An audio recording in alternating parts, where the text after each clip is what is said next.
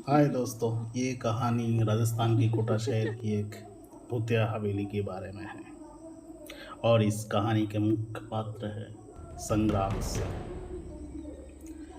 तो आइए चलिए शुरू करते हैं आज की कहानी।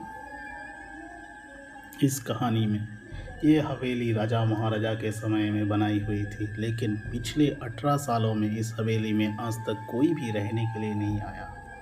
इच्छा होने पर भी इस हवेली में कोई भी नहीं रह पा रहा था, क्योंकि लोगों का कहना था कि इस हवेली में भूत प्रेत का साया है। जब संग्राम सिंह को इस हवेली के बारे में पता चला तो उसने तय किया कि वो इस रहस्य को जानकर ही रहेगा, क्यों लोग इस हवेली में नहीं रह पा रहा है। उसने मजबूत इच्छा शक्ति से अपनी हवेली में रहने की पूरी तैयारी कर ली।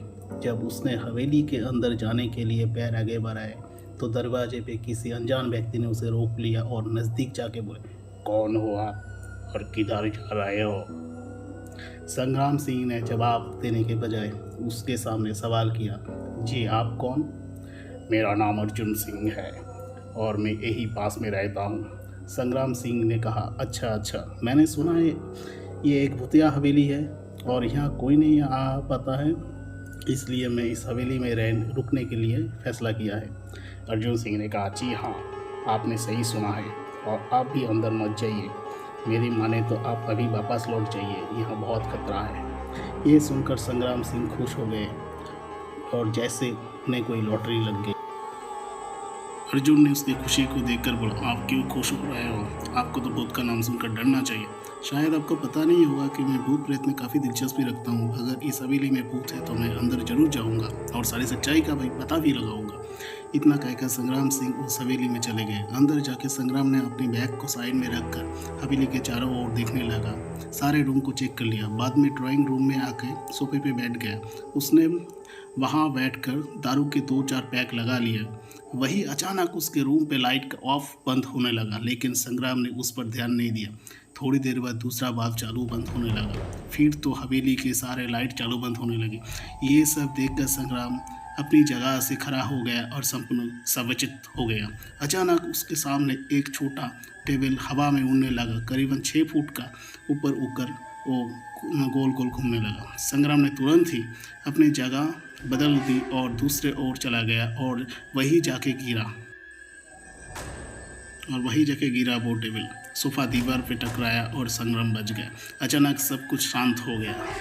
संग्राम ने चारों ओर सतर्कता से देखा और बड़ी आवाज़ में बोला, तुम जो भी हो सामने आकर बात करो।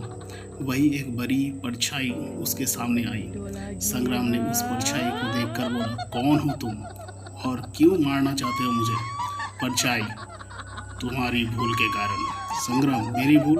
मैं कौन सा भूल की? परछाई, इस हवेली में आने की भूल। मैं किसी को इस हवेली में खुश नहीं देख सकता। संग्राम, लेकिन क्यों? वो परछाई जवाब दिया, आज से 18 साल पहले इस हवेली के